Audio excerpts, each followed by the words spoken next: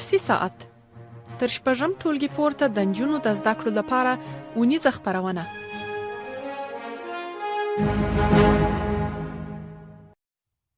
اعوذ بالله من الشیطان الرجیم. بسم الله الرحمن الرحیم. سلامونه نیکې هیلې مې ومني. هیله لرم چې جوړ روغ او صحتمند یاست. ښه راغلاست دولسم ټولګي اوولسم لوست. نن ورځ لوست کې موږ تاسې اختصاصي دفاع پېژنو. په دې لوست کې مو غیر اختصاصي دفاع او همدارنګه د دوی کوم ډولونه چې وه دوې کرښې چې وې په هغه کې کومې برخې چې وې هم ټوله زده کړل. نن ورځ لوست کې راځو اختصاصي دفاع پېژنو. په دې باندې ځان پوه کوو چې په اختصاصي دفاع کې کوم اجزاوې شامل دي. زموږ ستاسې درس به د 4 صفحې څخه تر 8 صفحې پورې دوام وکړي.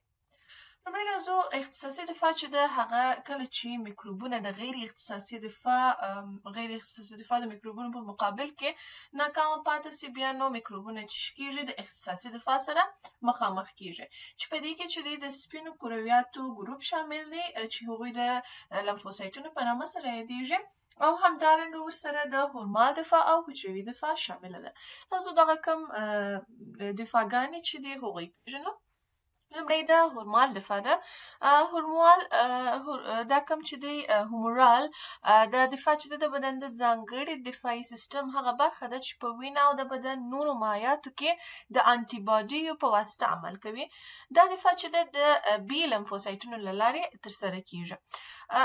دوی چې دی دغه کومې دندې چې دوی سرته رسوي هغه یو د هغو څخه انټیجن تشخیص کول دي. کله چې یو بهرنی انټیجن لکه باکتریا یا ویروس بدن ته ننوځي د بي لمفوسایټونه یې څه کوي پېژني. بي حجرې د فعالېدو مثال فعالېدل هغه هم د هومورال دفاع په غاړه دي.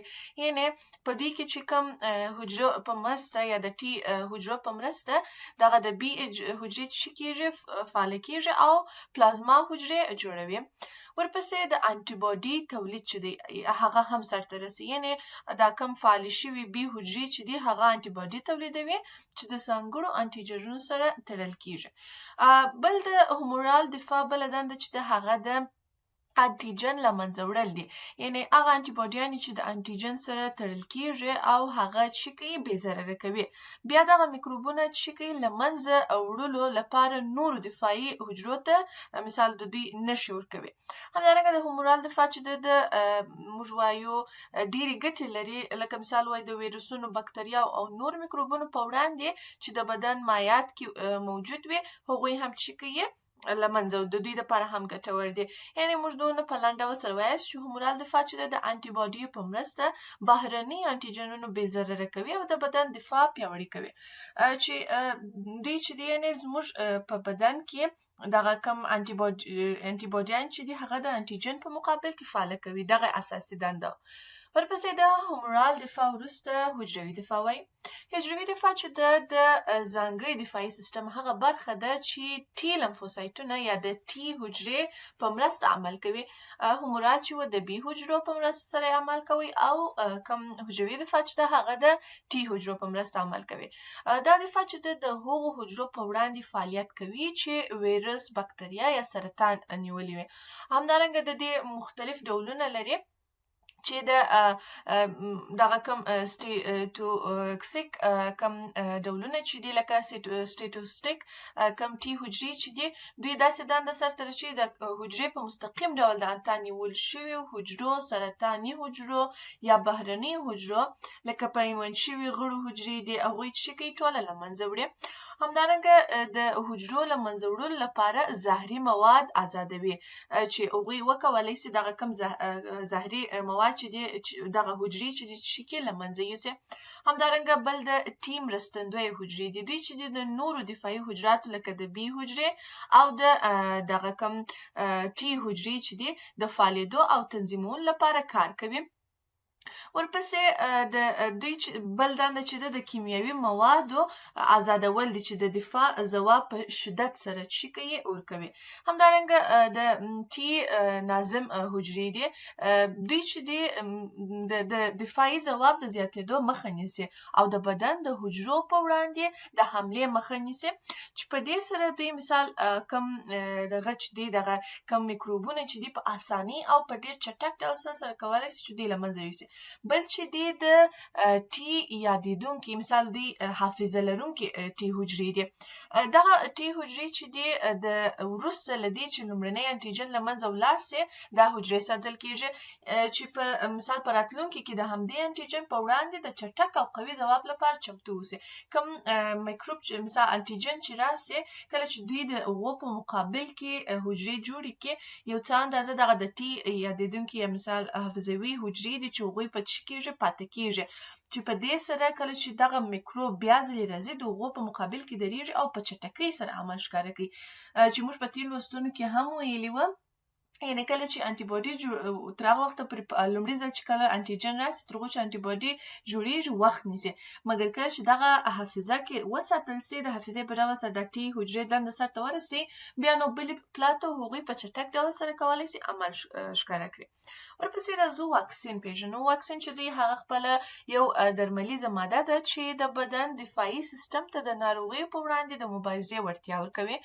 دوی چې د بدن ځانګړي معافیت ځواکمن کوي او د جدي ناروغیو مخنیوی کوي.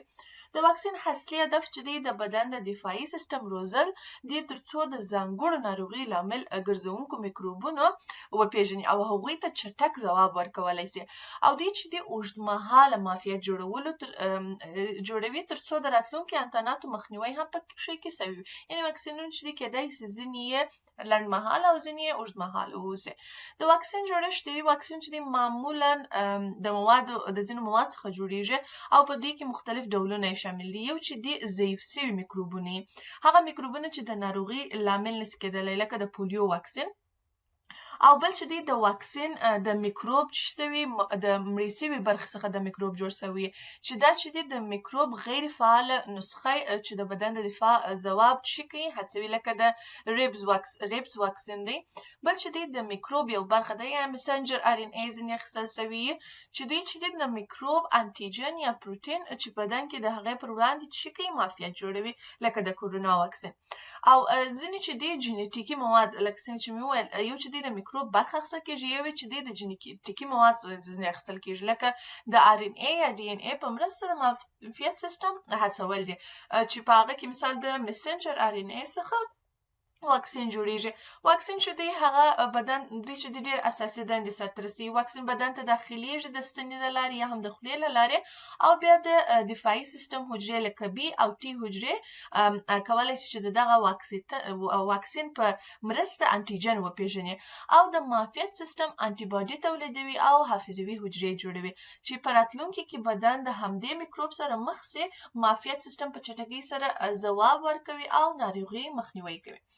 ورپسې د واکسین وروسته موږ او تاسې راځو فعال معافیت او غیر مستقیم غیر فعال معافیت وایي.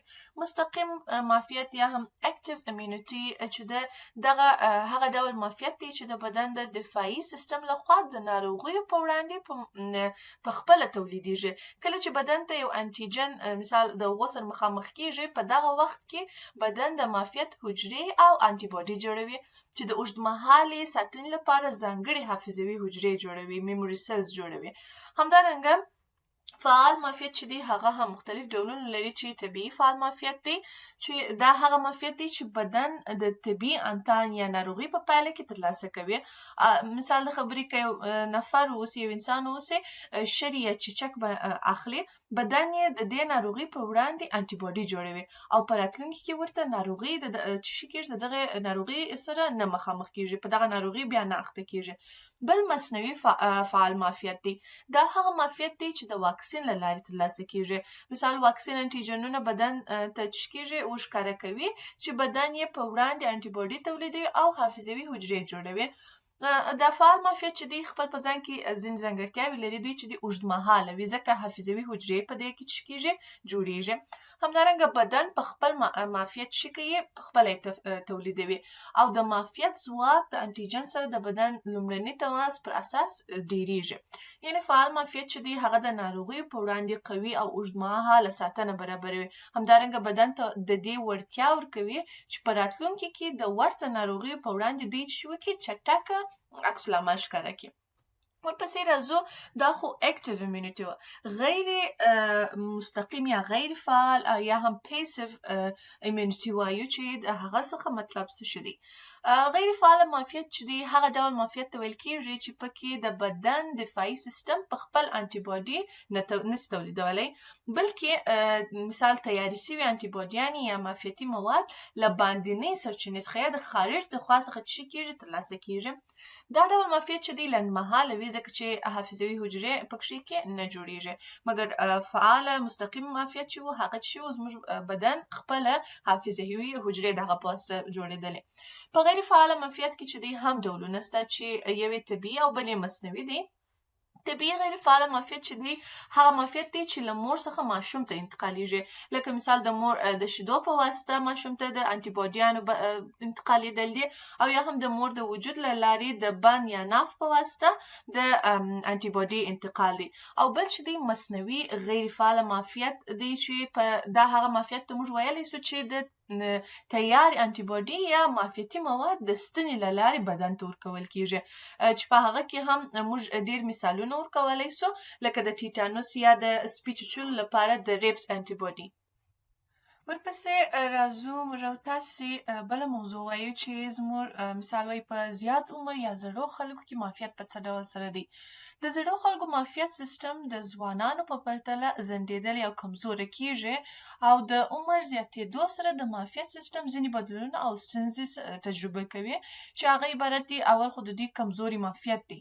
د کوم زاړه خلک معافیت سیستم چې دی د ځوانانو په پرتله لږ ځواب ویونکي کېږي، یعنې د دوی ټي لمفوسایټونه چې دي د عمر په زیاتېدو سره د دوی ټي لمفوسایټونه او همدارنګه بي لمفوسایټونه چې دي یا د هورمال دفاع برخه چې ده اغیزمنتیا له لاسه ورکوي، چې د دې امله بدن د ناروغیو او انتاناتو په وړاندې لږ ځواب ویونکی کېږي. او بل چې دی د حافظوي حجرو کمزورتیا یې ده. د عمر په زیاتېدو سره د دوی د معافیت سیستم حافظوي حجرې چې دي د بدن د یو ځل انتان یا واکسین پر وړاندې د دفاع لپاره چمتو کېږي او کمزوري کېږي.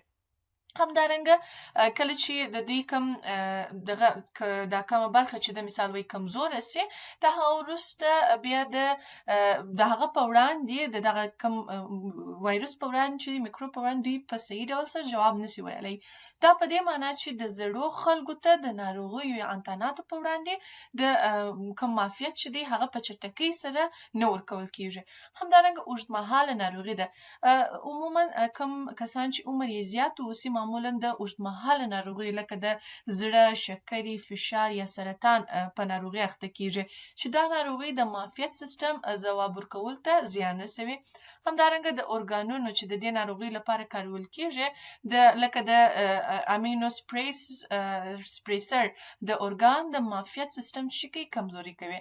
او د واکسین اړتیا چې دغه کم کسان چې دي زاړه خلک چې دي د واکسین کولو اړتیا زیاتېږي د دوی دپاره، ځکه چې د هغوی معافیت سیستم د ناروغۍ لکه انفلونزا، شری، ټیټانوس د دوی په وړاندې چې کمزوری، نو ځکه دوی واکسین ته ډېر زیاته اندازه سره ضرورت لري.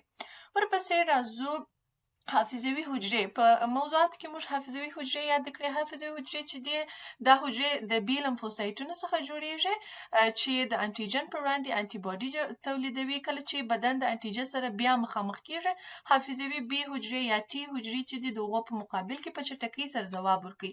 یعنې حافظوي حجرې چې دي هغه ځانګړي حجرو ته ویل کېږي چې د بدن معافیت سیستم له یو ځانګړي انټیجن سره د لومړي ځل لپاره مخامخ کېدو وروسته جوړوي او ساتي.